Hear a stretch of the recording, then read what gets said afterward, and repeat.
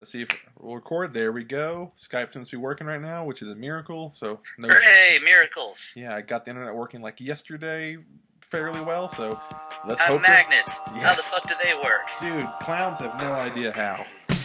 Hey baby, won't you look my way? I can be your new addiction. Hey baby, what Hello you and gotta welcome say? All to you're Blah Blah giving Comics, me Blah Blah is Curse Words. I'm Derek. I'm Colby. And we talk comic book movies sometime. Yeah, specifically today. Yes. I actually subtly changed our intro. Did you see that? It was super Dude, I clever. did, and I was impressed because, like, oh, how am I going to follow up to We Talk Comics sometimes? But then there was a movie in there now. Yes. So, yeah, we're doing one of our beautiful, lovely, highly downloaded top 10 lists. We went top 10 favorite, not best, superhero movies, Yes. which means that Scott Pilgrim is not on my list. When we did just top 10 comic movies, Scott Pilgrim was number one, but we did just superheroes, keeping it refined to the genre of superheroes. Yeah, because as much as I personally love Scott Pilgrim or like Sin City or even like Ghost World and stuff, they just Ghost World was also on my list. Yeah, 300 is another one that visually at least still, for all the crap it gets, that movie still, seeing that movie the first time in theaters was still like so, like, holy crap, it looks like a comic. Yeah, exactly. But it's not really a superhero film. I can see the argument for all of them, but they're not, I hate to say it, they don't have tights, they don't have powers, they're probably not on this list. Yeah, yep, absolutely. So there's our guidelines, the old tights and powers, or semblance or resemblance of tights and powers. Right, exactly. So we are recording kind of late. Do you want to just jump right into this, my friend? Yes, and we talked about this earlier, so my number 10 was a movie that would be a lot of people's top tier, and it's on top 10, so of course it's top tier, but if I'm doing an honest favorite, what I'm going to watch, it's a movie that the first time I saw it was amazing. It's incredible what they did. It changed the game, but my number 10 is The Avengers. Wow, that low, huh? Yeah.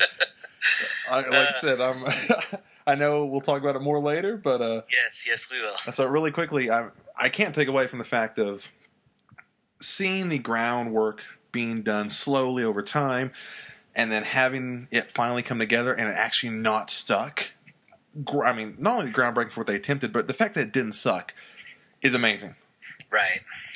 To the fact that all these years later, it has actually been a while since the Avengers. I mean, we're talking 2012. And it's still, going back, it still holds up. It's still a fun movie. You can still go back to it. And I know a lot of people, because it was so looked forward to, in a lot of people's minds, that was almost the end, not only the end of Phase 1, but for some people that was the end of the Marvel Universe, because they almost didn't want to go on because they had put so much effort into it that's like, it's finally here. And even Avengers Age of Ultron, which may have underwhelmed to some people, it's not the fact that it wasn't a good movie, it just couldn't capture that like once in a lifetime, holy crap, this is actually happening feeling, and that's why Avengers is number 10, because it had that feeling that very few movies have for a million reasons. In this case, a lot of legal reasons that no one thought would ever happen. Right. Yeah, I can agree. I will say one moment that still takes my breath away, and there's really no reason for it to, but I still just absolutely adore when Mark Ruffalo is on the helicarrier and he meets Steve Rogers for the first time. And, I know Black Widow's an Avenger as well, and so technically this isn't the first meeting of two Avengers, but that's Bruce Banner and Steve Rogers meeting for the first time, and there's just something the way the actors play it, and the way the Joss directs it, everything about it is so. I get chills every single time I watch it. I really do. And there's so much there, and enough Easter eggs, enough world building to where it truly was this just like great meal that they're still feasting off of, and you can still go back and see little Easter eggs, little subtle story plots that he put there for later iterations that people are still picking up in these movies, which is great because that's what he had to do, and somehow he did it. And I know everyone's amazed and shocked, and including himself. Yes. So, absolutely. Before we go on, I got to ask, do you have a runners-up list? Because I have quite a hefty one. I'll just run through it really quick since I just did number 10, but it's slightly spoilers because now you know what's not going to be on it, but I want to get them through. So let's see, where do I go? Okay, honorable mention. So Guardians of the Galaxy. Wow. Yeah, Iron Man 1. Blade. Nice. The first 10 minutes of Watchmen. Because I don't care what anyone says, the first 10 minutes of that movie is some of the greatest superhero film footage ever. And then the rest of the movie happens. But that first 10 minutes is incredible. Unbreakable. Okay. Kick-Ass.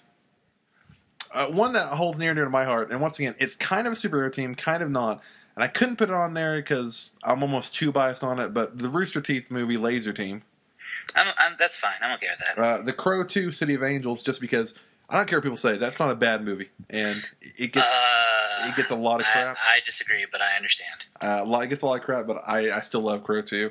The Wolverine, because I really like what they tried to do with it. Absolutely, yeah. The Wolverine's pretty fantastic. Now, here's a big spoiler that even I was shocked about, but they didn't do it. So, X-Men: The First Class, X-Men: Days of Future Past, X1, and X2. Wow. So you have no X-Men on your list. Yeah, well, I won't exactly. If you put Last Stand on your list, I'm going to punch you in the balls. No, Last Stand's not on there. Trust me. Okay, so the other one, and I know what you're talking about, and that doesn't count as an X-Men movie. I'm counting it. It doesn't count as an X-Men movie. And Colossus is in it. I'm counting it. Whatever. But yeah, so those are my main runners up. Everything else was stuff that, it's honorable mention that was so close to being on there. And because I respect the film, but it doesn't do much for me. Is Superman 1 and 2. It just doesn't do a lot for me. I understand the importance and I respect what it did, but for me personally, it's just, I hate to say it, but it's too dated for me to really get in behind. And that's so funny because we're about to go into my number 10. Before we go into my number 10, however, I want to go ahead and run through my runners up as well. X-Men First Class and X-Men Days of Future Past. They're both phenomenal films. Really enjoy them. Really like where they took the series, but I mean, I had to, push comes to shove, they're not my favorite X-Men film. Yeah. Batman Begins and Batman Returns, same reasons. I love those Batman movies. They are not my favorite Batman movie, but they are phenomenal. Yeah. Kick-Ass, as you said, really great. Mm-hmm. Daredevil's director's cut is actually really good, and I will go to my grave defending that. Well, for anyone who wants to know why Ben Affleck's going to make a good Batman, if you watch the director's cut, people can call him crap in that movie all they want. He cares and tries, and he's not a bad Daredevil, especially in the director's cut. Exactly, yeah. The director's cut actually makes a lot of more sense logically and narratively. Yeah. And Ben Affleck's performance comes through a lot stronger.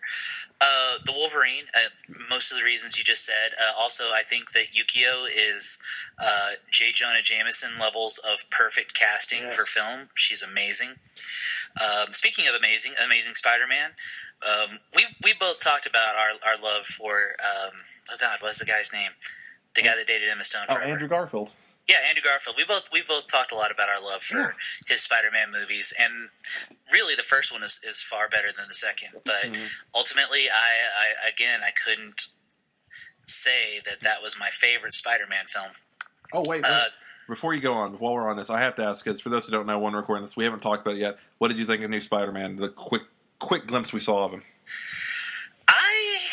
I liked it a lot. I liked the throwback costume. I like going back to the Jazzy Johnny Romita days. Yes. The moving eyes was interesting. Apparently, if you're really super quiet, you can hear them whirring, which means that he probably got this costume from Iron Man, which is cool. So, there's definitely a lot of potential there. I know some people are upset that they spoiled it and had, showed Spider-Man in the trailer, but I kind of felt like it's a reverse of what happened with Transformers Age of Extinction. Yeah. Because in the trailer for Transformers Age of Extinction showed Dinobots. So I spent that entire goddamn movie, anxiously awaiting some Dinobots, and they didn't come in until the last 20 minutes of the film. I would have spent the entire run of Civil War being like, okay, where's Spider-Man? Where's Spider-Man? Yep. Do I get to see Spider-Man? Well, where's Spider-Man? I want to see Spider-Man. And then I saw Spider-Man, so now I'm like, okay, now I can enjoy Civil War and see where he comes in. Yeah, man, people know he's coming, and I know they're like, oh, they ruined it. Some people, they ruined it. No, they know he's in the film. They got to get asses in seats at the end of the day, and if you show Spider-Man at the end of a trailer, people will come. Yeah, exactly. Also, I can't remember who pointed out, but someone pointed out the best thing about those eyes is you literally get Ditko eyes and Romita eyes in the same... At the same shot, yeah. Yeah, which is, for one, it sounds impossible on paper. But right. No, it was pretty fantastic. I'm down. The Crow made my runners-up list because I personally do not think of it as a superhero film. Get out. It's not a superhero film. It's a comic book film. You're going to be disappointed by something on my list. It's fine. I mean, I figured by your standards, The Crow didn't fit into this list. He's got kind of tights on. Same thing with V for Vendetta. which is also on my runners-up. Punisher Warzone. I fucking love Punisher Warzone. Punisher Warzone is number 11 on my list. I adore that movie. It's ridiculous and stupid and just a tremendous amount of fun. And I won't hear a bad word said about it. I want to put the Dolph Lundgren Punisher on mine. That's fine. Deadpool made my runners-up list. Fucker. Super made my runners-up list. And Blades 1 and 2. Yeah, Steve, Blade, I know I've said Blade. Blade 2 was so close to being on it, and it was taken off at the last minute. Blade 1 and 2, it really doesn't get... It's up there, I think, with Sin City, with movies that don't get the respect they deserve for what they actually did for the movie genre of superhero, or not super, but comic films. Right. And everyone forgets about them, and like even Deadpool was like, oh, the first R-rated film to do well. It's like, Blade was before X-Men and did do well. Critically and commercially. I was in high school when Blade came out. Yeah. And Blade 2 did pretty well, too. The Trinity went down, and then they even got a TV series out of it somehow. That's because the characters still remain popular. Yeah. So anyway, going back to the slight irony of your last runners-up and my number 10 is Superman the movie. Completely understand and respect. I'm glad it's on your list, honestly. Yeah, and really that's what it's all about. I respect that movie. Mm-hmm. You know, that really was, much like Superman was the granddaddy of all superheroes, that was the granddaddy of all superhero film. It didn't do everything right, but it did a whole hell of a lot right. Christopher Reeve is just so goddamn charming as Clark Kent and Superman. It really brought that character, you know, to life, brought it to people. I'm not a huge fan of Margot Kidder, but her Lois Lane is, you know, perfectly reasonable. Gene Hackman is pre-Crisis Lex Luthor. I mean, you really can't help anything about that. But ultimately what it comes down to is that Christopher Reeve is so goddamn charming and more or less perfect in that role that he shoulders a sometimes unbalanced and creaky film. I dig it. I rarely throw it in the pan, but when I do, I always enjoy it. It's you know, it had to be on one of our lists, and I'm very happy to put it on mine. I'm glad it is, for one, so we don't get a lot of hate. Two, because it is a movie that, for the time it was released and what it did, you can't undersell. I mean, Superman's a hard character to pull off today with today's technology, today's understanding of characters. Much less in that time period where they were still considered by most people to be as a medium only for people under the age of 7. Or mentally retarded. Yeah. And so to take a character and take some pretty big chances with some actors and some very notable actors and say, hey, do this, and Christopher especially taking it very seriously and becoming this image that he knew in his head he could be, and that the directors, the writers, well, despite the controversy behind all the films, the people behind it knew that he could be this character, and he did it so well that to this day, you still have people that complain that he can't be Superman. They still wish he could be, and a lot of people hate Man of Steel, but the little Easter egg of Christopher Reeve in it, people will get the movie just to see that one image of him in the film. Yeah. And, you know, it's so amazing. It's one of those landmark performances. The people who play Superman are playing Christopher Reeve Superman.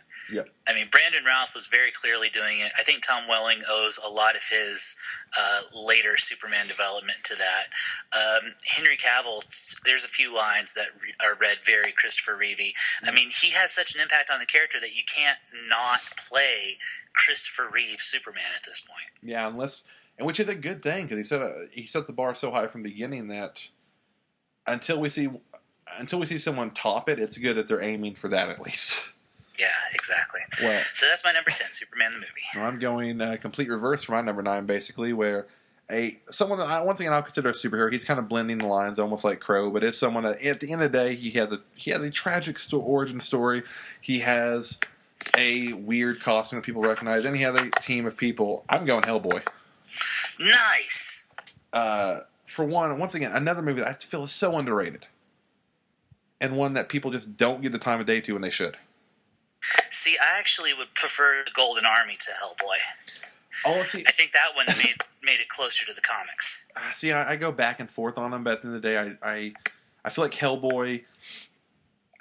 I feel like the character himself really shines in that one, and you really get the feel for what he is. But it's very close. I mean, I could almost substitute either one at this point, but it's another one where people constantly say, "Oh my God, Deadpool, he looks straight out of comics." Oh my God, Ben Affleck Batman looks straight like Miller Dark Knight. What? And Hellboy looks straight. Ron Perlman as Hellboy looks straight up as Hellboy. I mean, Yeah, totally. they don't pull any punches, and the beauty about it is the amount of practical effects in those films. They hold up so well.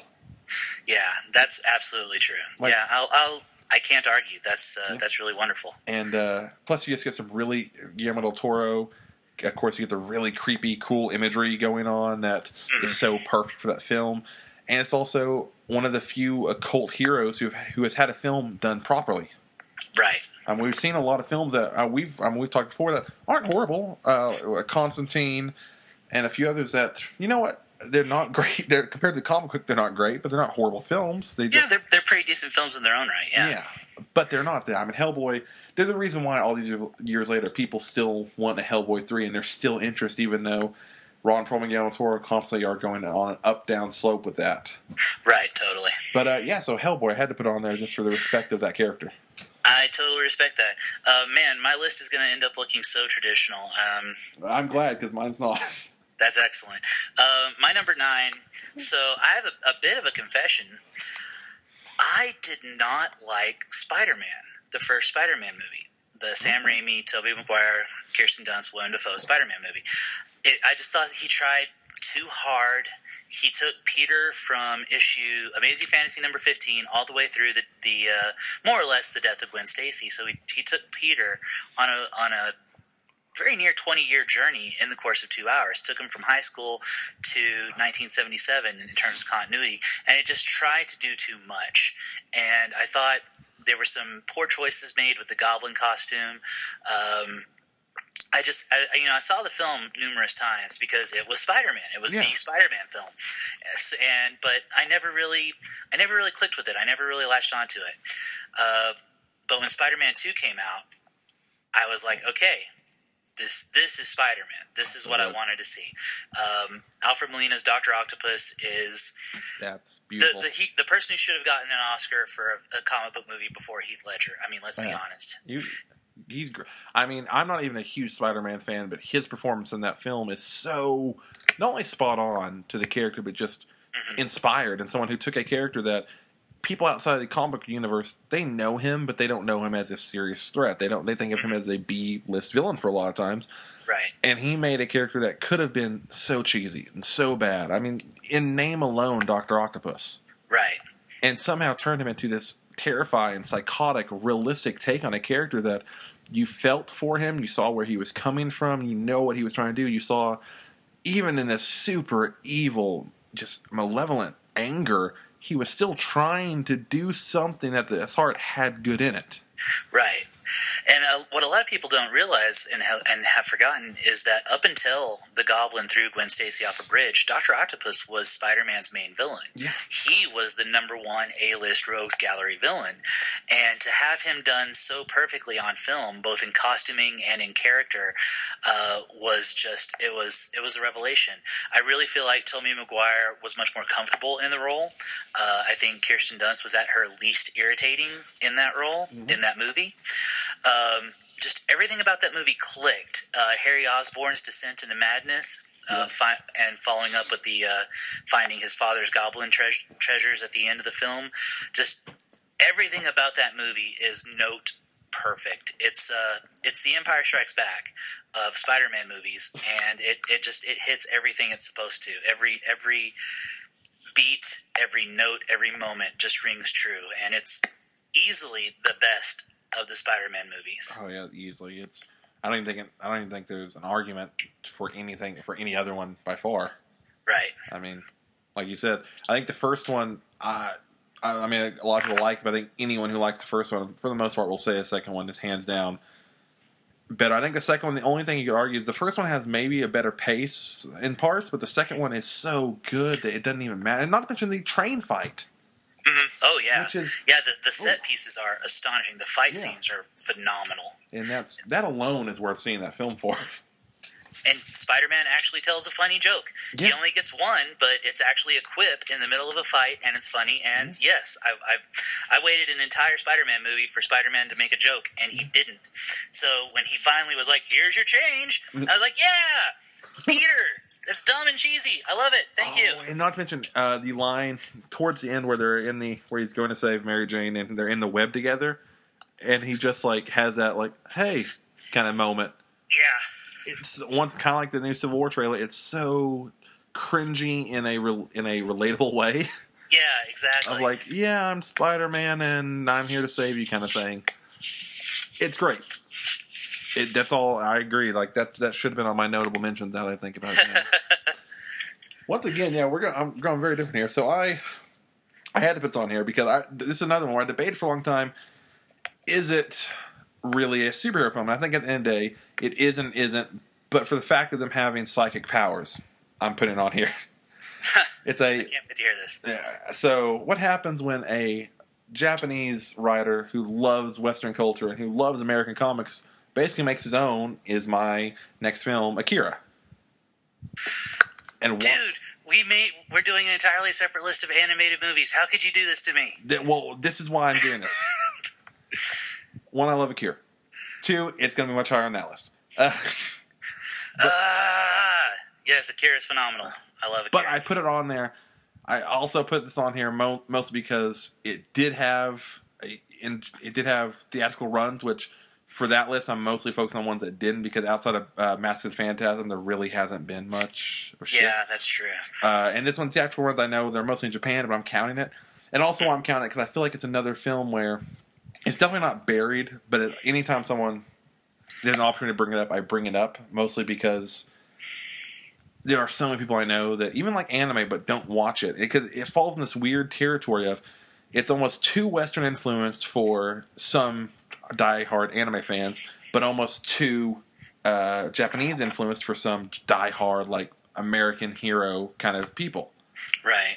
Everyone needs to watch it. It's fun. Even if you hate it, there's just such beautiful imagery and such cool ideas in it. They're the reason why it's another thing where you see it influence. Like, it's one of those films where if you watch it from this point on, you see it brought up. You see Easter eggs of it. You see images of it in almost every other thing there is, because it has influenced so many people. And plus, like I said, it's one of the few movies where I will put on it every time I watch it. I actually catch something new. Yeah. And catch another underlining message. And plus, it's got cool jackets and motorcycles. So. Well, it's a gorgeous film. The animation is absolutely top-notch. It's lasted to this day for a reason. You're absolutely right. It's a great film. And I didn't realize we could put animated films on this list, jerk. We texted and we said, your rule about that was it had to have a theatrical run, and we even brought Mask of the Phantasm. Fine. I didn't think about Akira. I admit. It totally skipped my mind. But now, I will say, the other one I almost argued for because in the same spot was Old Boy, but it's not. It's kind of a superhero film. It's more of a revenge film. Yeah, I would have had to smack you down on Old Boy because I adore Old Boy, but I would not put it on this list. It would have gone on my top 10 comic movies list. Yeah, but anyway, so Akira, and yeah, I had to put Akira on there. Okay, so my number 8, again, going crazy super traditional. I've spoken about my love for the first Iron Man movie before several times. Not only did it kickstart the Marvel universe, cinematic universe as we know it today, but it's a legitimately good, smart, funny film. For sure. Quite possibly one of the best all-time marriages of actor and casting, with Robert Downey Jr. as Tony Stark, bringing that baggage that he initially brought just by being himself to that role. Jon Favreau showed just what an action director he could actually be. It's a tight, well-told story. It did kind of set the tradition of the villain of the movie not being bigger than the movie itself. Yeah. But even then, Jeff Bridges is phenomenal. He's hamming it up with the best of them and very clearly having a good time without taking it to the Colin Farrell, you got to play at camp cheesy level. Yeah. Just Iron Man is kind of a comfort movie for me. It's one I can throw on and just, not necessarily pay attention to, but just knowing it's there and knowing that this happened, it just brings me a lot of joy. I really tremendously enjoy it. I have like a ring theory of Marvel movies of like tiers, and the only movie in the third tier is Iron Man, or the only movies in the fourth tier are Iron Man 2 and Incredible Hulk. Those are the only movies that are just like, they're not even bad movies. They're just like, compared to the other Marvel movies, they're bottom tier. Yeah. Thor is the only movie in the third tier because it's one of those movies that I like, but I know a lot of people don't. But yeah, Iron Man and a couple other movies on this list are definitely top tier, number one. You will not get better than this from Marvel for me. No, I agree, and that's a good segue because here comes my top tier Marvel pick. It's a movie that no one expected to be as good as it was. And let's be honest, the first one was good, not great. It had some interesting set pieces, had some interesting ideas, but ultimately I think underwhelmed what a lot of people were looking for. And this one, even non-superhero fans love Winter Soldier. Winter Soldier is phenomenal. I guess I just have to accept that a lot of people don't like Captain America: First Avenger because I fucking adore that film. No, yeah, I don't hate it, and I do like it. But the more people I've talked to, the more that's like kind of like your version of Incredible Hulk. That goes on their bottom list for a lot of people. Yeah, that's in my tier too. I love Captain America: First Avenger. I love what it tried. I love what it did. Also, like little stuff that it set up for back in that day. Once again, of us not knowing that everything would be what we thought it was. When Bucky falls off the train, you're like, oh, that's kind of cool. It's almost like I set up Winter Soldier. Yeah, I remember. And then and this is, to this day, I feel horrible because I spoiled Winter Soldier without even knowing it to so many people because of Captain America: First Avenger. Because I got excited for that scene, and some people went, oh, why are you excited? I was like, oh, because it's like they set up one of my favorite characters, Winter Soldier, because in the comics, Bucky dies, but then comes back as this brainwashed spy, and like, oh, it'd be so cool if they have it. And then Winter Soldier comes up, and there's this big reveal of who it is, and all my friends knew who it was just because I had talked about it so long. But why Winter Soldier is so good, it recognizes, to me, what a superhero film is. And what that is anything can be a superhero film. A superhero is like a spice. You make a good film, and you can put a little bit of superhero in it, and it goes a long way. Yeah. Winter Soldier. It is a thriller more than first and foremost. Winter Soldier, it's a spy movie, it's a thriller, it's an action movie, it's all these things. It just happens to have a superhero in it, which for a lot of comic book readers, as they know, those are a lot of times the best stories where it doesn't matter necessarily if it's a hero or not. It just is cool because the world they live in is so much more interesting that this is going on. This is a Jason Bourne movie, except there's talking ancient Nazi computers, and there's ships that fly everywhere and are blowing shit up. There's unrealistic strength. There's cool tech stuff, but it also has that really grounded emotional through line that brings it all together. And plus, it actually changed shit in the Marvel universe.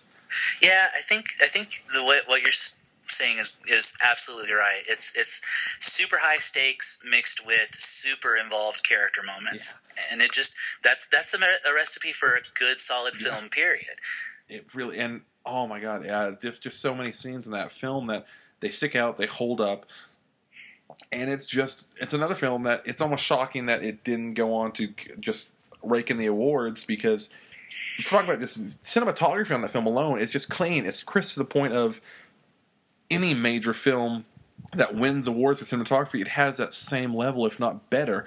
It has incredible CG, it has incredible action, it has all this stuff, and once again, it sets up stuff that you're like, oh, that'd be funny if they went with, and they freaking do it. It sets up Crossbones, a character that you never thought a million years when this whole thing started would be, oh yeah, he's going to be in film. And they set it up as this, like, just beautifully of this secondary thing, or not even secondary, just at the very end. There we go, recording.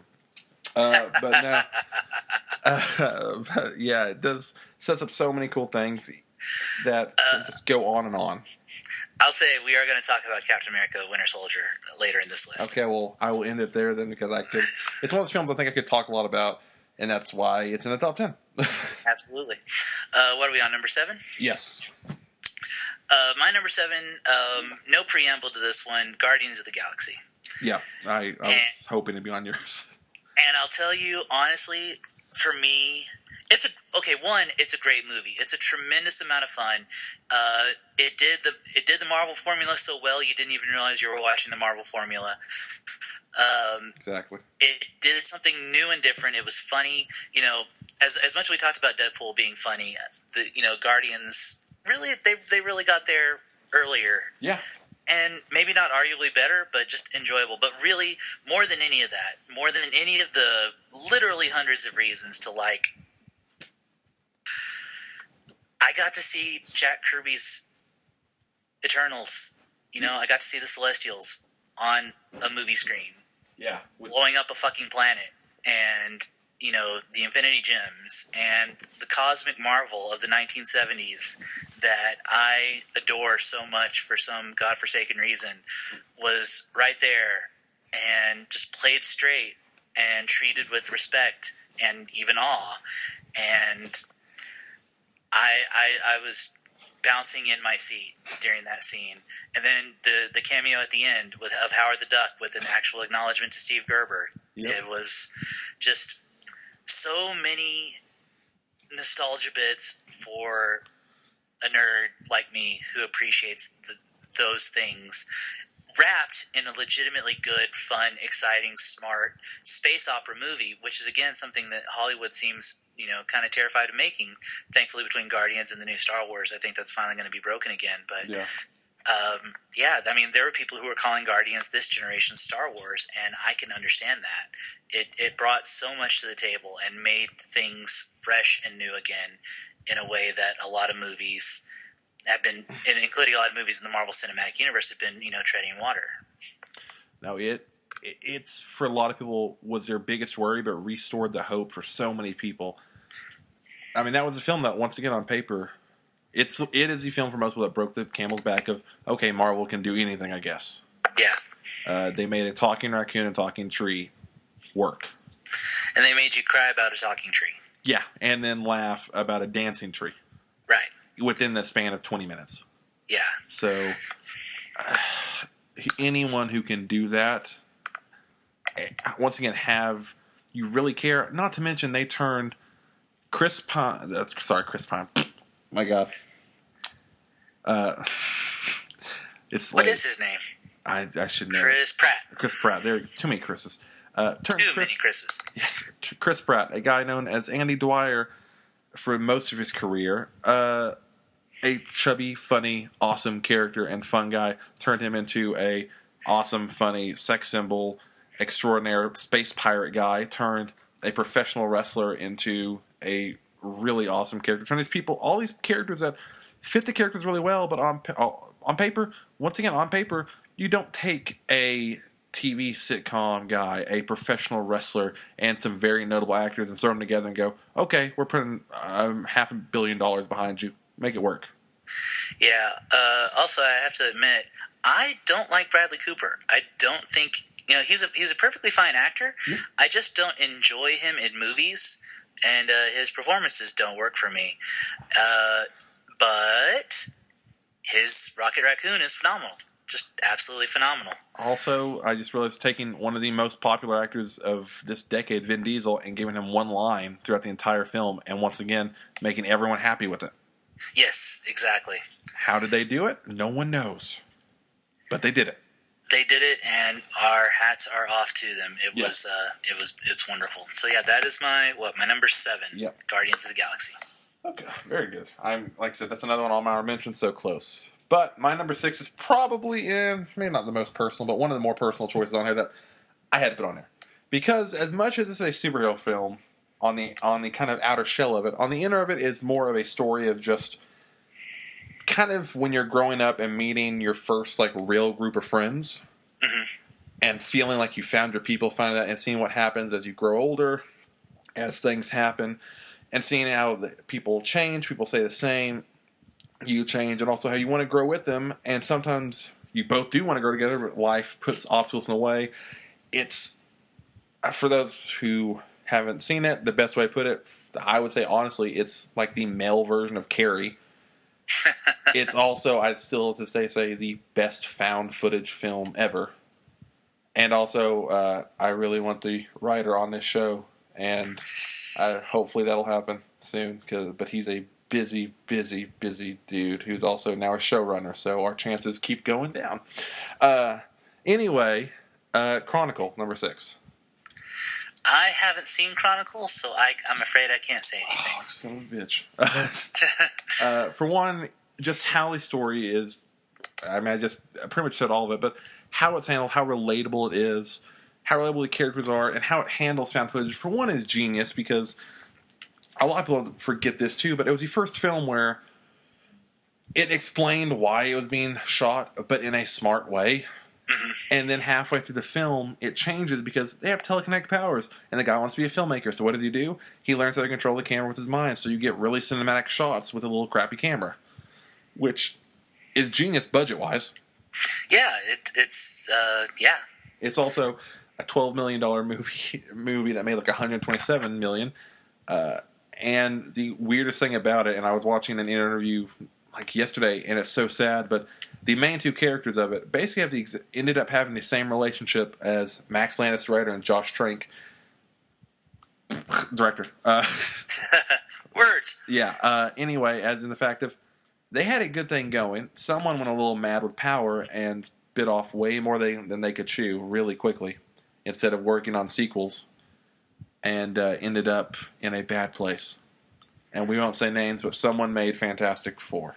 But the other someone they just want to hug. Come on the show. You're writing an amazing Superman right now that someone else on this podcast needs to read desperately. Whatever. Dude, wait till you read that and you come just crawling back saying, "Oh my God, this is amazing. This is the best work since All-Star Superman." I will take you up on that, just because I think you're going to be wrong. But I mean, I'll give it a shot. I promise I will. Some very respected people whose opinions I really respect. Also, are also reading American Alien, so I will give it a shot.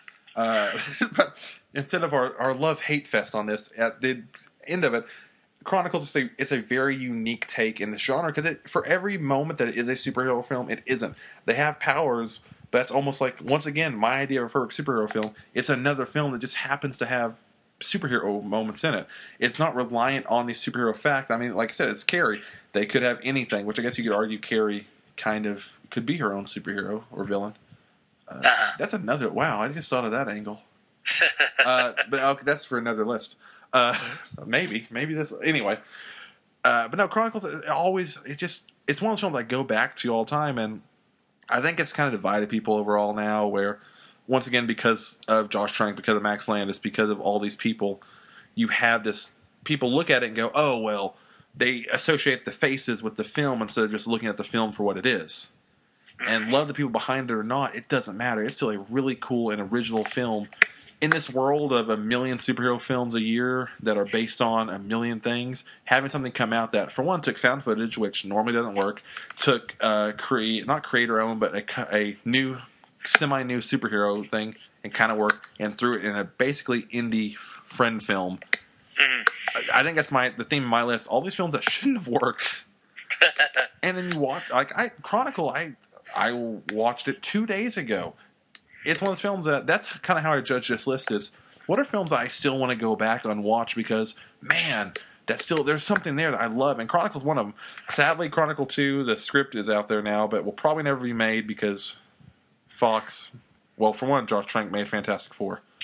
And I'm going to keep saying that because that ruined a lot of stuff, let's be honest. Josh Trank did make a Fantastic Four film that is not as awful as people seem to think it is. No, but it also didn't make money. This is true. And that's so... And also, apparently... So yeah, I need to see Chronicle. Yeah. I know I do. It's a big one on my shame list, plus, I'll admit. Michael B. Jordan in it, who... I have so much faith in that actor. One last mention of it. Anyone who can go from Fantastic Four in the same year... have possibly the greatest rebound film of all time with Creed, and I mean that pun-wise and as dude's a monster in that film. That's another one that I need to see. He's amazing, and also at the key of this film of Chronicle, it has 3 friends, and the most important part is you believe they're friends, actually. Right. And take it as you will, it's a great film. I'm very partial about it. It came out at a good point in my life, but it's another one of those films that people really should check out, and I think it had a bigger effect than a lot will admit. I'm okay with admitting that. And it's definitely not forgotten, but because of... Let me put you on hold for just 1 second, dude. Okay. I'm sorry. I'm going to talk more about Chronicle because it's one of those films that Fox owns, and Fox also owns on X-Men. Probably won't be made another one for a long time, sadly. Chronicle 2 Martyr. Go read that script. Once again, Max Landis. Don't listen to the other guy on this podcast. You cool. Come on this podcast. Talk to us about American Alien. We'll get some shit going. It's getting late. We're diving back in. Let's do it. So, what was that? I talked about Chronicle. You were waxing poetic about Chronicle with the absolutely lovely human being Max Landis. Yes. Frozen smiley face. I learned some very important information off air that I am now, yes, Max Landis. Good guy. I love a lot of people, but Gerard Way. Speaking of people that we want on the podcast, Gerard Way, if you ever come, I don't even know if I'll be able to say words, but it'll be cool. Anyway. It would be delightful. So yes, we're number 6, right? Yes, you're number 6. My number 6, as always, I will defend this as a nostalgia pick, but it's just a really good film. It does a really fantastic job of adapting the team's black and white 1980s adventures. If you go back and read those old comics, the old Eastman and Laird comics, you'll really see how much of that material was drawn into the film. Also, the fact that Jim Henson did the costumes for the first film and really just made them the best you could get at that time. My number 6 is Teenage Mutant Ninja Turtles from 1990. Okay, I'll respect it. That's another one where I think I liked it as a kid and I liked it growing up, and I don't have that strong personal connection with it. I know a lot of people do, and I think it's the key to that film is, man, the people have, like I know you do, and a lot of people that have that connection to it, it's a strong one. It really is. A little side personal anecdote about that film. When it first came out on VHS, and that is how old this is, and that is how old I am. It was over the summer, and I remember my grandmother bought both myself and my cousin a copy of the VHS tape. And to, quote-unquote, make sure the tape isn't scratched or anything, we first watched the entirety of the movie, of my copy, and then as soon as that was done, we put in my cousin's copy and watched the entirety of the movie again. Wow. And that was one summer for me, was basically once a day. She switched out to Little Mermaid, so we would watch Little Mermaid and we would watch Teenage Mutant Ninja Turtles, and that was one summer for us. And yes, I have a very, very strong, deep personal connection with the first Ninja Turtles film, and it's an incredibly good film. The action's good, the dialogue is really sharp and funny. The costumes are more or less amazing. The lip movements don't always sync up, but hell, what can you do? Yeah. It's a brilliant combination of puppetry and live action. It's phenomenal. I love it. See, that is a good one. That's one I didn't even think about that one. Yeah. So, number 5 is my most recent one, Deadpool, motherfucker. I'll allow it. Yeah, I know we were talking about X-Men stuff, and you can be fair and say it's not X-Men. It's a movie that features X-Men. Correct. But man, that movie could have failed miserably. Mm-hmm. Probably should have. And not only did it not fail, it made every money. It is, if it's not already, it is on track to be the highest grossing R-rated film of all time. Yeah, I know it broke pretty much every other R-rated film, so yep. It's just how fun that film is. Mm-hmm. Oh my god. And the only one I compare it to is Guardians, but it's a different kind of fun. Right, exactly. Well, Guardians is what happens when you get extremely talented people on a project who want to make something new and different. Deadpool is what happens when you get extremely talented people who care so deeply about a character and about a concept that they will not allow anything to get in their way of of bringing that character and that concept to screen. I honestly cannot think of another film, not even just another comic book film. I can't think of another film where someone was like, okay, maybe honestly, and this is going to be a weird comparison, Deadpool is Peter Jackson's Lord of the Rings. Yeah. I mean, that level of, I love this material so goddamn much, I'm going to bring it to the screen exactly as is, or fuck you. Yeah, I mean, there's so many. The saddest part is all this is there's so many movies that have that love but just don't end up well. I mean, you could argue like Steven Spielberg's AI. Mm-hmm. He really wanted to do that. Really shouldn't have done that. You have a lot. I mean, the only other film I can think of that had so much love and devotion that they wanted to, they pushed for it, and it was a passion project that ended up good. I mean, you have, like you said, that. And those are the only ones I can think of that are based on an already existing property. Right. I mean, the other ones are like Rocky is the only one I can think of where it had, at least for an actor, had so much love behind the character. He's like, I know this can work. Right. But not well, and then, you get films like you mentioned Watchmen before. I mean, Zack Snyder very clearly has a love and adoration for Watchmen, but he's just not as talented a filmmaker as the people behind Deadpool, oddly enough. Well, that's a weird thing. I mean, the guy who directed Deadpool, he works for Blur Studio, or I think he's a founder for Blur Studios, a video game company. And a dude that once again hasn't directed anything in the past except video game stuff, but from video games knew how to tell a non-linear story. At a point, they had to get to the point and get to this fun place so fast that it's possibly the best edited film I have seen in I don't know how long. Yeah, that's actually not something I initially thought about, but that's absolutely true. If the Academy or any other award studios actually gave a shit about the topics they were talking about, I could definitely see Deadpool being up for some kind of best editing award because it is phenomenal.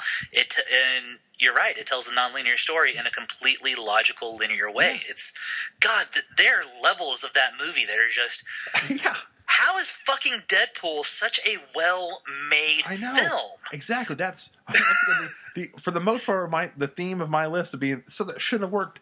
This one just, for one, it's not a sequel, but it's starring Ryan Reynolds, who now is God to Deadpool. But before, the only time he had was in the horrible Wolverine film. Yeah. Not the good Wolverine. Admittedly, the best part of the horrible Wolverine film, but still, best part. And then best part that turned into the worst part because they freaking showed his mouth shut and gave him the most unrealistic, weird powers ever in superhero films. Yeah, it's just I'm kind of flabbergasted myself now that I'm thinking about it because Deadpool's a fun film, Deadpool's a funny film, Deadpool's a smarter film than you think it'd be. Yeah. But it didn't really occur to me until we were talking about the editing. Deadpool is such a well-made film. I mean, on every aspect, it hit on every cylinder. It hit notes that no one thought. Not to mention, there's actually sweet moments in a Deadpool film? Yeah. How? I mean...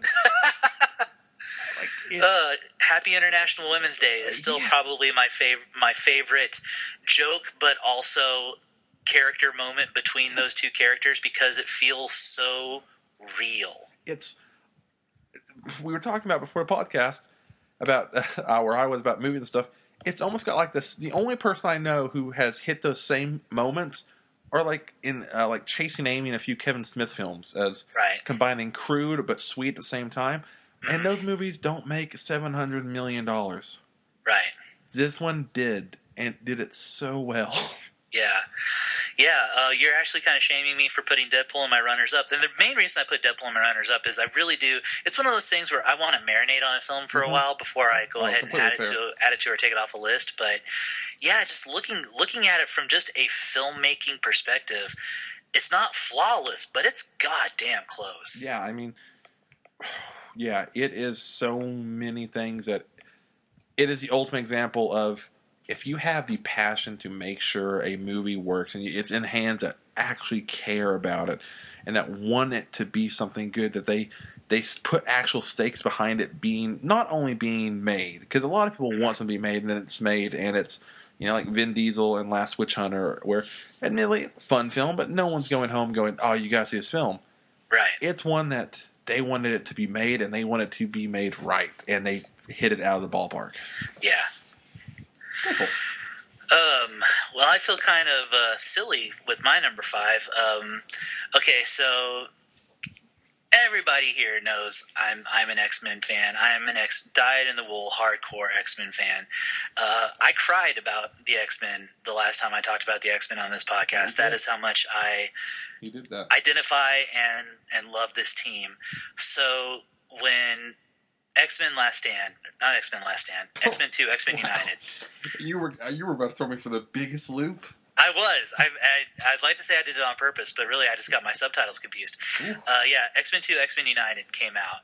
And admittedly, it's the movie with the least amount of Cyclops even regarding Last Stand where he dies, but just to see Colossus and Siren and the names on Mystique's screen, which was how the only way we were really getting mutant cameos back in the day, and Human Beast and Iceman icing up and using his powers.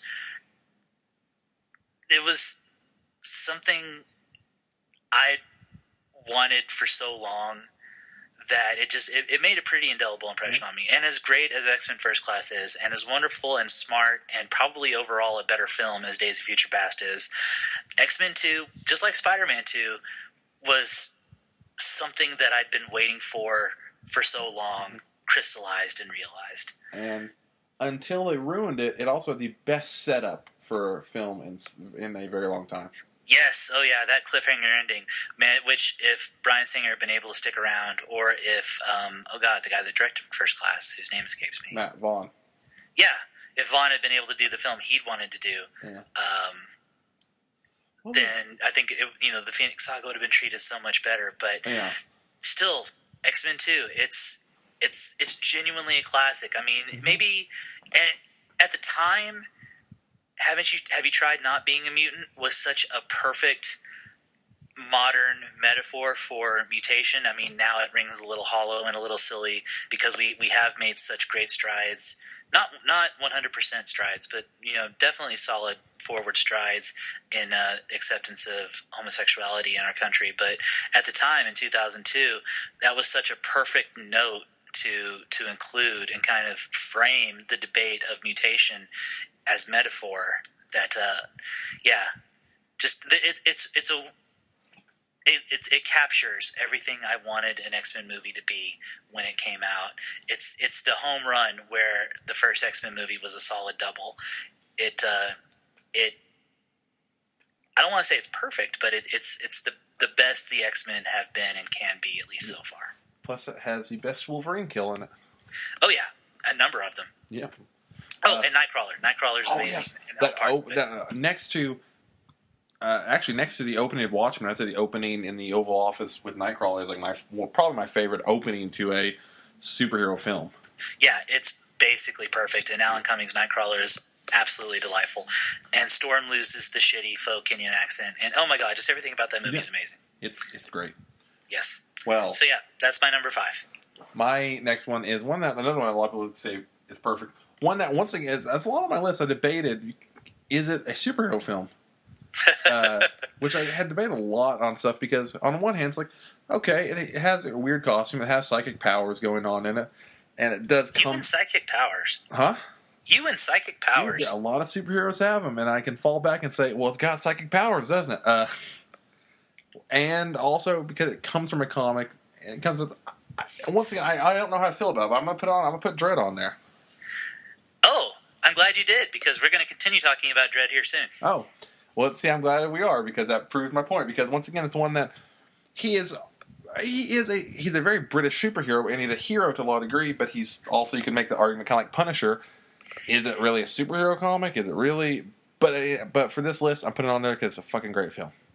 It is. It's going to come up later on this list as well, and for a lot of the same reasons of, I don't care if it doesn't fit the absolute strict confines of superheroes. The dude does have a costume.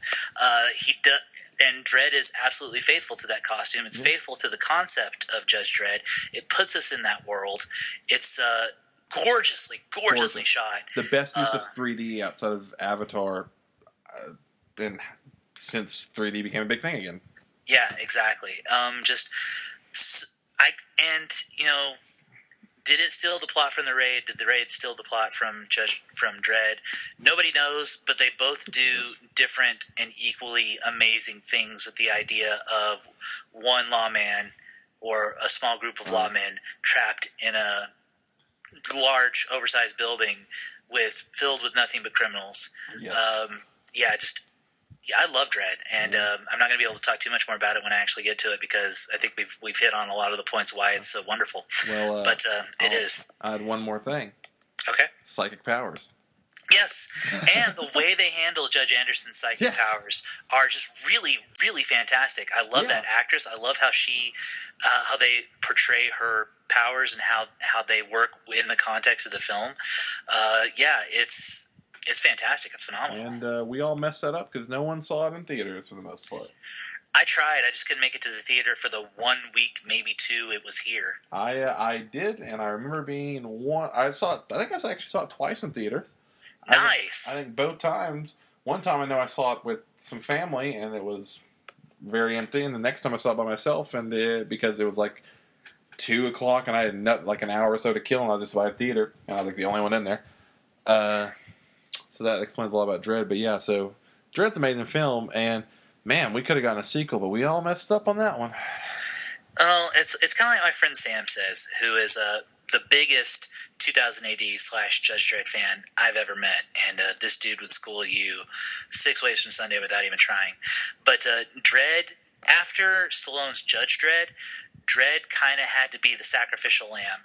They had to make a movie that was going to bomb, but still pick up a cult following, so that other 2000 AD properties could be considered because of the cult following and because of the budgetary constraints that Dredd was made under. So, and I mean, that makes sense. We all knew because of Stallone's Judge Dredd movie, Dredd was pretty much destined to failure from the get-go, but they had to try, and it has rightly earned its status as a cult film. Well, follow-up question, do you think we'll get any other 2000 AD character films? Absolutely. Honestly, Rogue Trooper, I think, is a very high potential, especially with the space stuff kind of coming back into vogue now. I'd love to see an ABC Warriors film. I don't know if we'd actually get it just because of the Transformers stuff. Oh God, what is his name? The mutate, Johnny Alpha, Strontium Dog. Okay. I could definitely see something being done with Strontium Dog as a property. Slane or Slanye, I don't know how you want to pronounce that, but you know, if Hollywood could figure out how to make a Barbarian film again, I'd really like to see something done with that. Yeah, there's a lot of classic and modern properties out of 2000 AD that I really think have a lot of potential. I'm really surprised that we haven't heard any buzz about a Rogue Trooper movie in light of all the successful space movies coming out. Well, I wonder too. I know we talked about this a lot on. I think it was our most underrated comics. We talked a lot about 2000 AD. Yeah, because 2000 AD is fucking great. I wonder. I know there's always talks. There's always talks to those films. Once again, what are the Here's a better question: what are the chances we get another heavy metal film before we get something 2000 AD related? Well, with Grant Morrison taking over as heavy metal's editor, I wouldn't be surprised if there's something soon. Well, I know Robert Rodriguez still has the rights to it, and he's been wanting to do it for a while. So, can we get a Grant Morrison, Robert Rodriguez? That's a movie made for me. Guess that was it. Fuck yes. Okay, yeah. Well, we talked about that for a while. So let's go on to your number 5. 4. 4. Your number 4, yeah. My number 4 is a movie that made $1 billion. And yet somehow has become this weird, people forget that they used to love it. The criticisms about the movie have become a lot stronger in the last few years. A lot of people think that it should have been 2 movies in itself, even though the project did eventually come out with the 3rd film in the trilogy. People have started taking back some of their praise of the series or the movie's primary villain, who went on to win an Oscar posthumously. I don't know, how do you say that? For his portrayal of the Joker. My number 4 is The Dark Knight. Very cool. We'll be talking about that in a minute. I figured we would. But yeah, it's everything I just said. It's the best Batman film. Hands down. Fucking A, it is the best Batman film. I don't care about your political allegory that people want to squeeze onto it.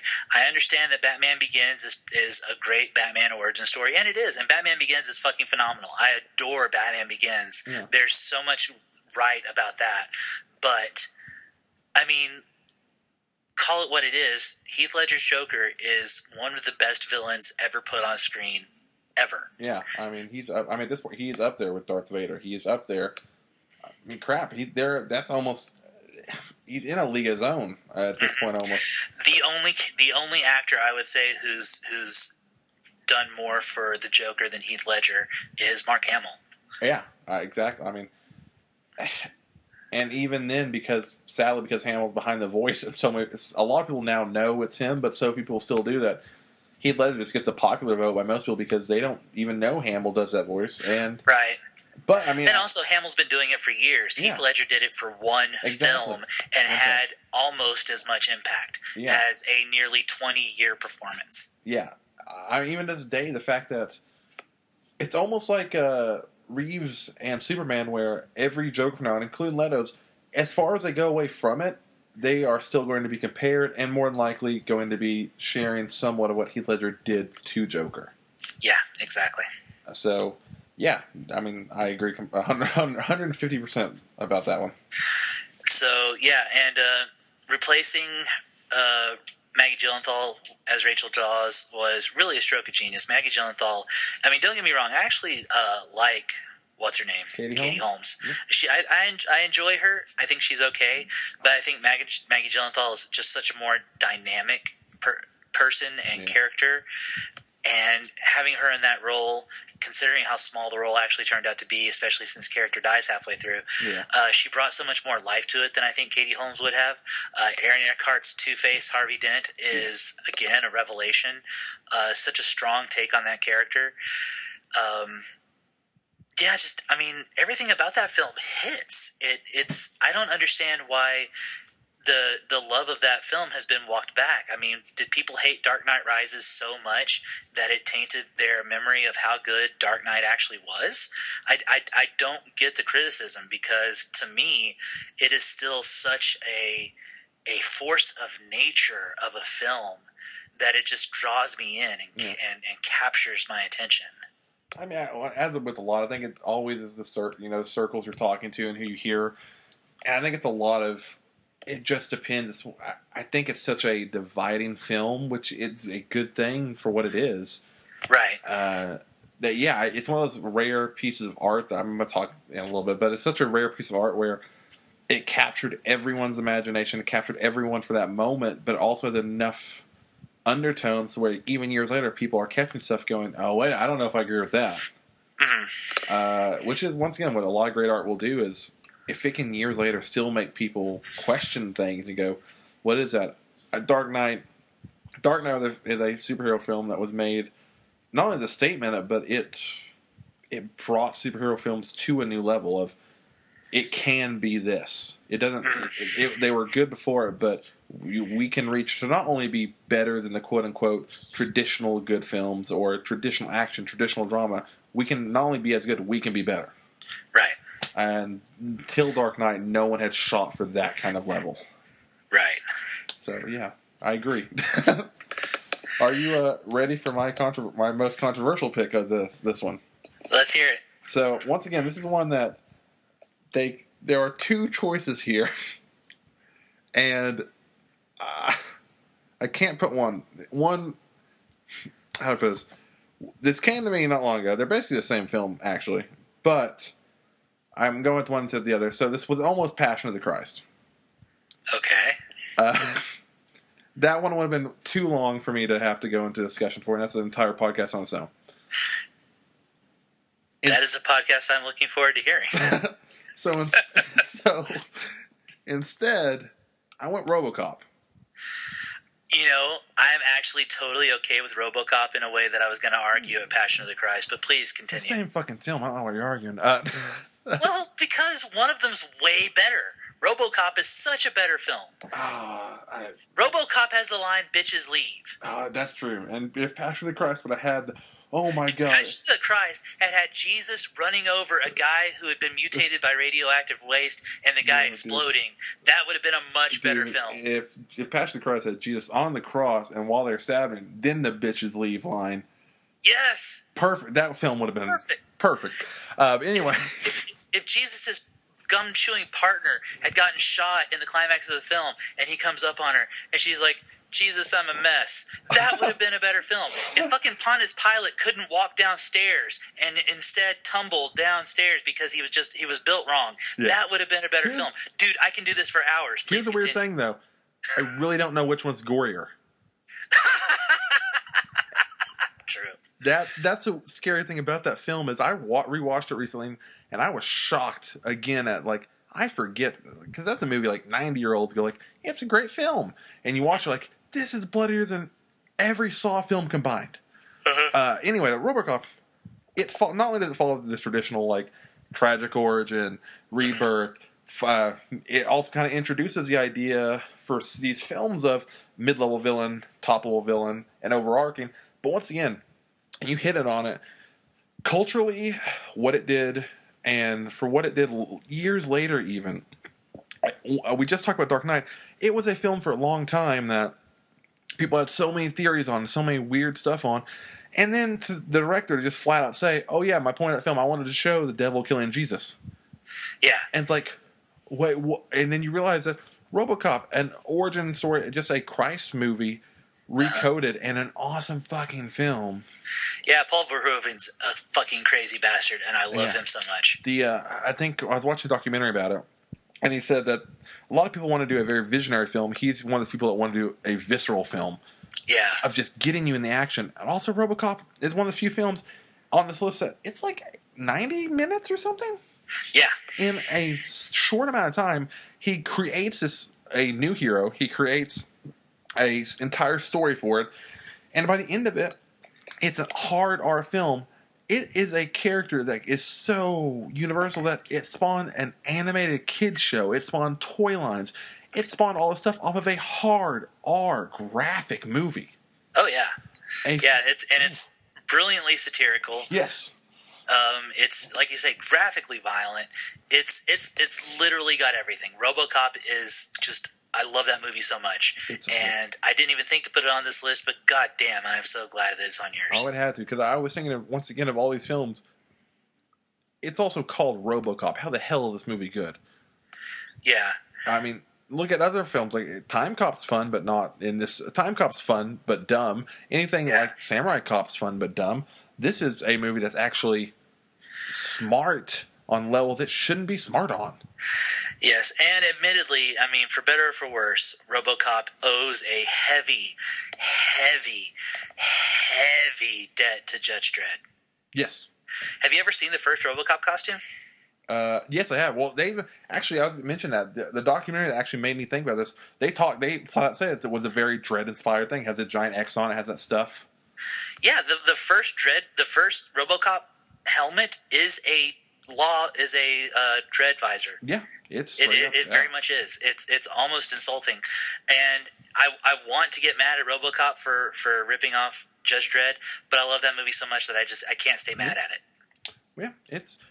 And once again, we've talked about 3 or 4 films that had this. It also had a main character that is willing to the majority of the film not be seen at all.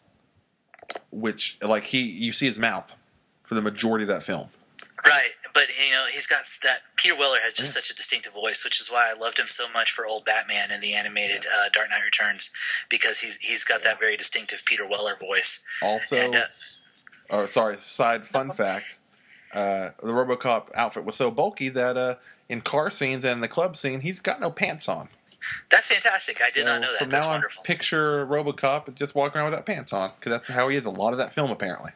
That's fantastic. I love that so much. That makes me love the movie even more. Yeah, it's not to mention, like, there's just so many great. I once said iconic comes to mind throughout this list, but this film has so many iconic stuff, and they're the reason why people go back to it. And I also think RoboCop the remake. One reason why that movie didn't do well. There are a lot of reasons, but RoboCop is one of those few films that is still so culturally relevant and people can still find so much stuff in that I think there's an unholy trinity of remakes that I think are bringing remakes down in a big way. Total Recall and RoboCop were a big part of that. Of when you take a film that is still, you can still find stuff in it and try to remake it and update it. RoboCop doesn't need an update because it still is as relevant today as it was in the 80s. Funny thing, Total Recall and RoboCop directed by Paul Verhoeven. Same guy. See? What's your third unholy trinity? I'm just curious. We're going to see how the new Ghostbusters does. God damn it, I'm so sick of people knocking the new Ghostbusters. No, this is why... Okay, this is a whole other podcast, but... Yes, it is. Why I feel it could be is because I'm disappointed that it kind of looks like it followed that RoboCop trend of hey, let's put 4 characters in the exact same role. They're not really changing up that much, and I think at the end of the day, what I didn't like about it is it just made me want to watch the original, and didn't at all make me go, I can't wait for this film. It just made me go, oh, I'm gonna go put Ghostbusters in, and that's what I did. I saw it. I'm the exact opposite. I was like, oh my god, I cannot wait for this film. I'm so excited. And also, it seemed slightly racist to me. I didn't like that. But that's it. Once again, we'll talk about that on another podcast. But that film could... So my number 3. Yes. Go for it. We've already talked about it. My number 3 is Dread. Ooh, that's a good film, man.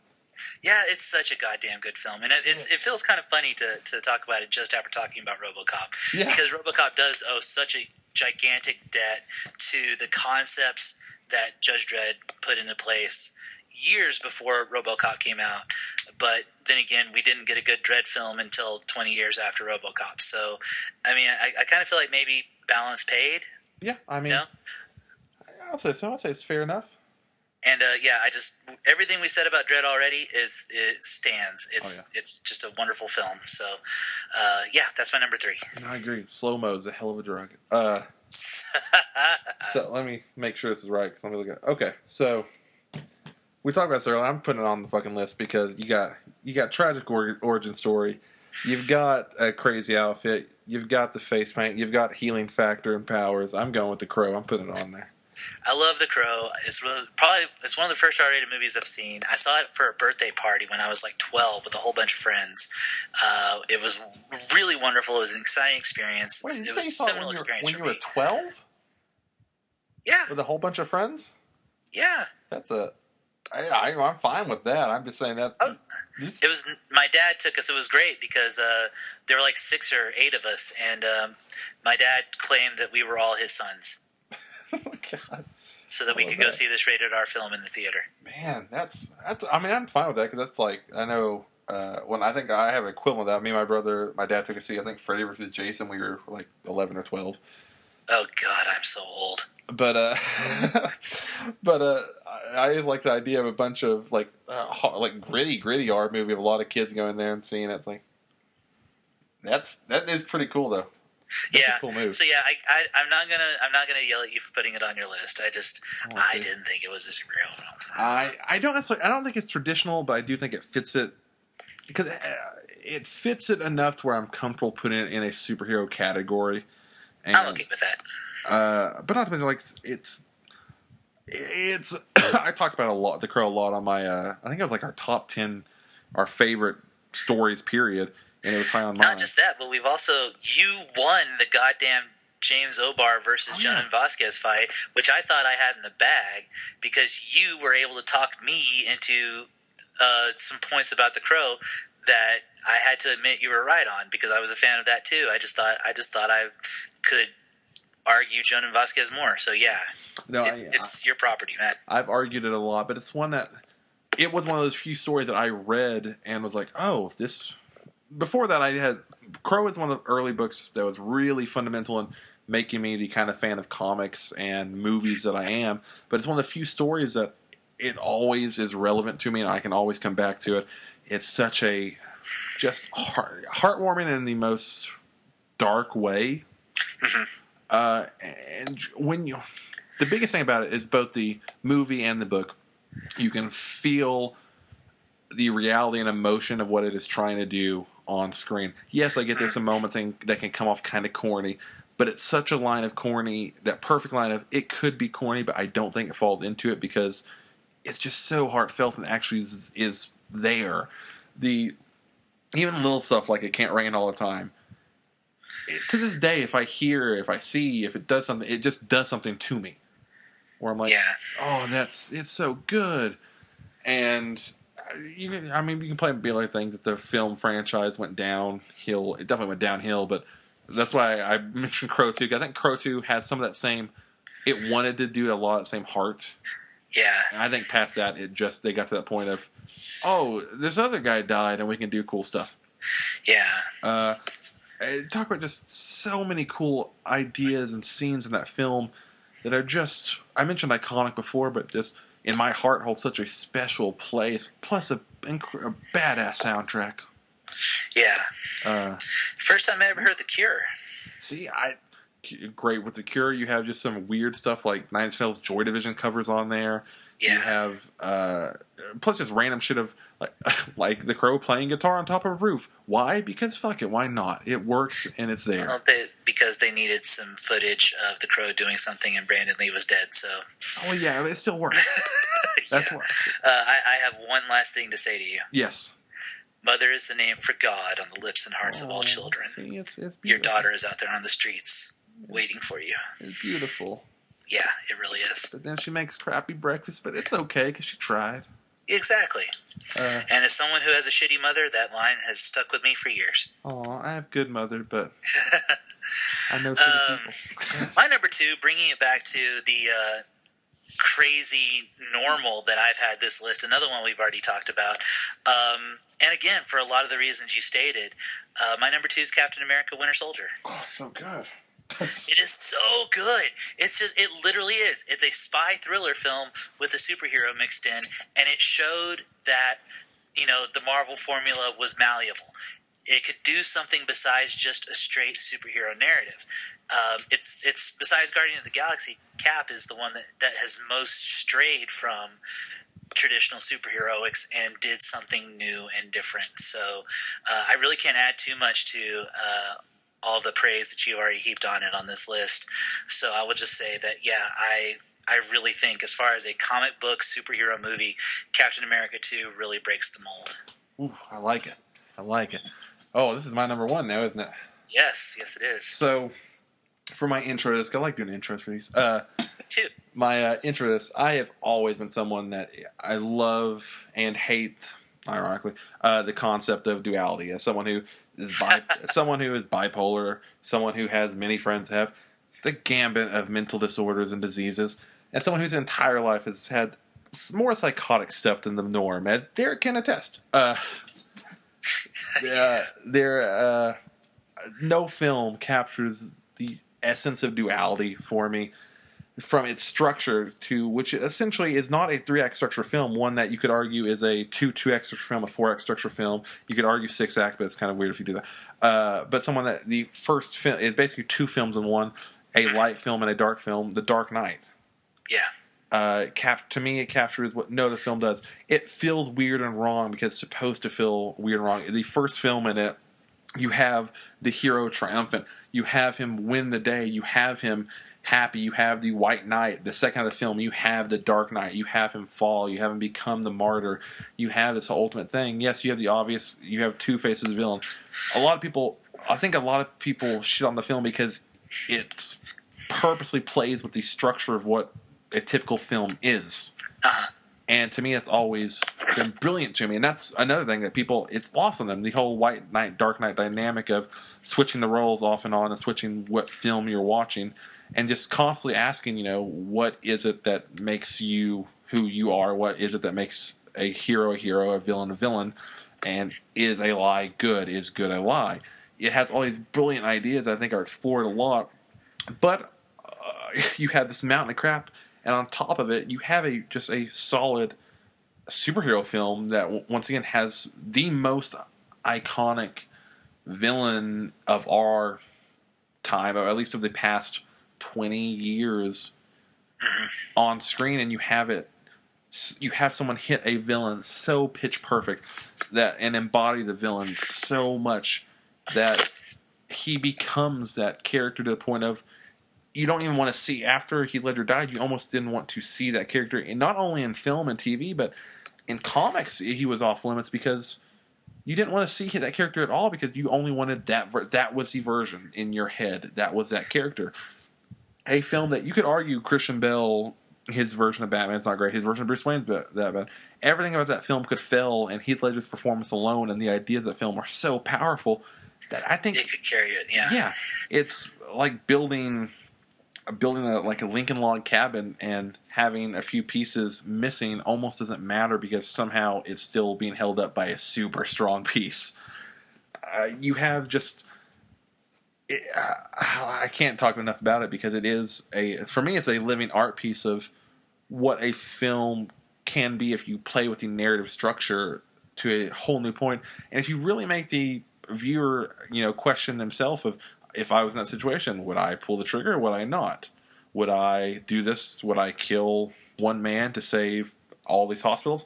And of course, asking very important lines that are still brought up today from the one that's brought up all the time, which is sadly the most true one, is the one about, a bunch of soldiers dying. It's part of the norm. If one person dies, people lose their goddamn minds. Especially if that one person is a person in power. Yes. And once again, it plays with this morality idea, and also plays with what the idea of Joker, which I love, which everyone has the idea of Joker. If he's a man with a plan, and that's what they present him as. But Nolan and the writers were smart enough to go, if you look at this person for 1 or 2 seconds, he has a plan constantly. He is neurotic about it. He is even the idea, playing with the whole Morrison idea of the super sanity, and also, of course, getting to see him in drag. Yeah, which was wonderful. Yes, getting to see this version of Joker, which, once again, people don't look at that film sometimes to see all that's there. They look at it for this surface level, and they miss all these ideas of, okay, someone who doesn't have a plan, doesn't have a custom suit, isn't prepared for everything. He doesn't have all stuff. He has this illusion of power, and what hits the Joker so purposely is, what's scary about the Joker isn't the fact that he'll kill people. It isn't the fact that he has all this stuff. It's the fact that you don't know anything about him. Right. In superhero films, you know where the character started, you know where he came from, you know who he was trained by, how he was trained, you know why the villain's bad, you know why he's this, why this. Joker in the story, not only does he typical, you don't know his origin story, you don't know anything about him, you don't know where he's from, you don't even know why he's doing what he's doing, and it is never explained why he's doing what he's doing, and that's why he's a terrifying villain, because you just don't know anything about him. Yeah. And until another film can capture any villain that well, that's why Dark Knight will always have a place in most people's hearts, because it captured the villain like no film has. Because I would even argue, Darth Vader is not, he turns out to be an anti-hero in the end, essentially. Mm-hmm. Yeah. No film has a... The Joker is irredeemable. Yeah, there's no coming back. There's no moment going, you know what? I can, there's no moment like Loki of him going, you know what? He can come back as a hero and I'll be okay with that. No. And I know that with Jared Leto, they're always kind of following that same trend of he's irredeemable, and he is, once again, they captured the other moment of a force of nature is what Joker is, and that's how that film feels. Scarecrow came to town and shit got messed up. Bane came to town and shit got really messed up, but when, it took a while, it got that. Joker comes to town and shit just goes chaotic and crazy, and no one knows what's going to happen. He's a tornado in the flesh. Yeah. And I talked a lot in time for Dark Knight, so there you go. It's totally fine, man, because I don't know if I'm going to be able to pontificate that well, which is ironic considering after this entry I do have a big announcement to make. Yes. But it may be because I have such a big announcement that I might not, go on too long about my number one. My number one, by contrast, is probably a much cheerier film.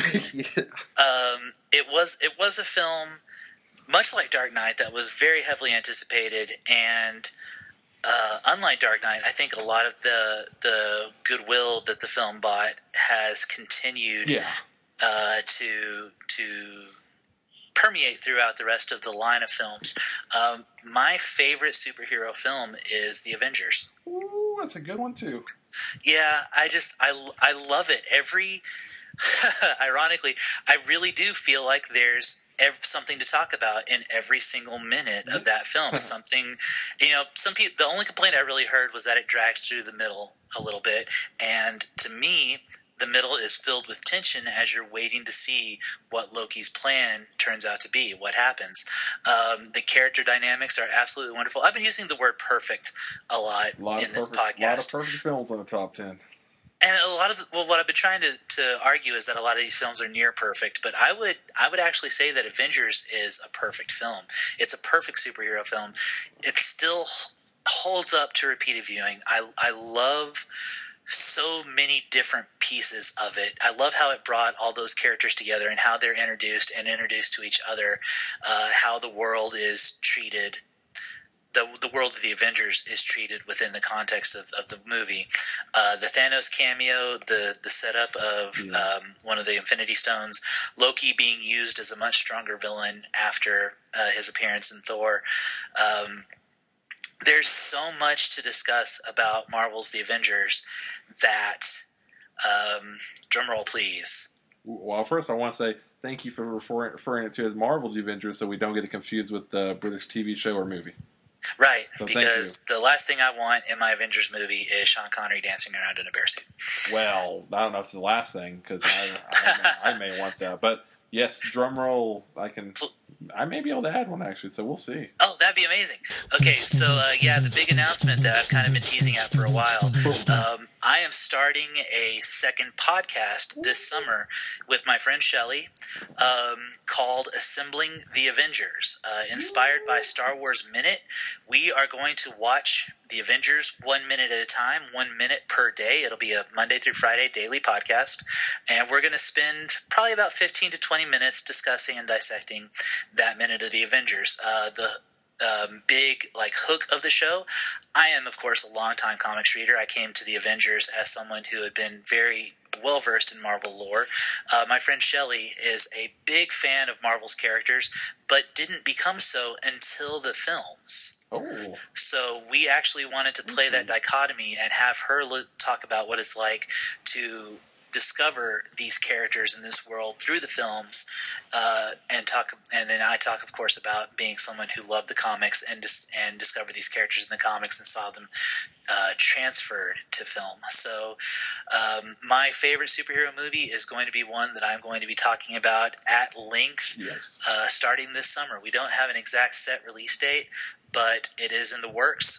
We are hopefully going to be hosted on a website, which also Blah Blah Comics might also be moving over to here soon. That'd be nice. Hopefully get us back on iTunes and definitely get us on SoundCloud. Yeah, see, we having fun there. Little Blah Blah universe expanding.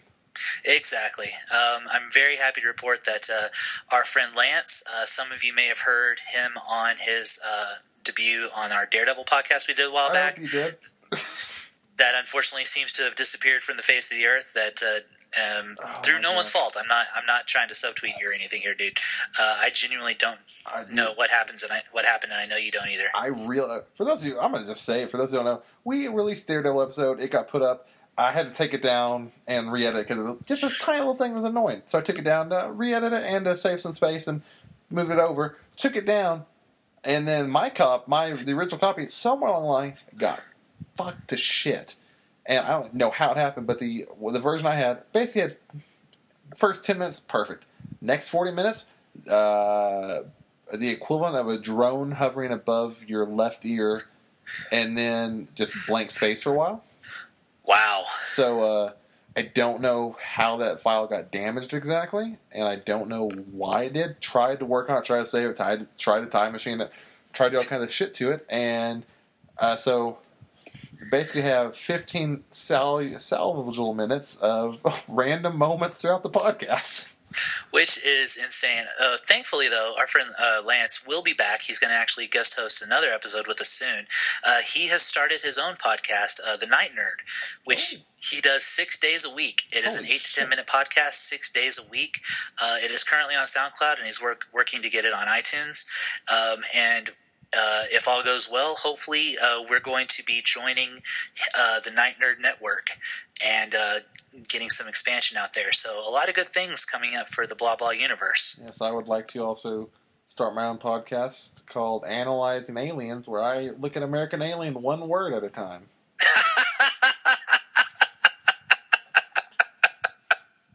So, that's beautiful. And they will be. You actually do have a second podcast in the works as well, my friend. Do you want to talk about that yet, or are we?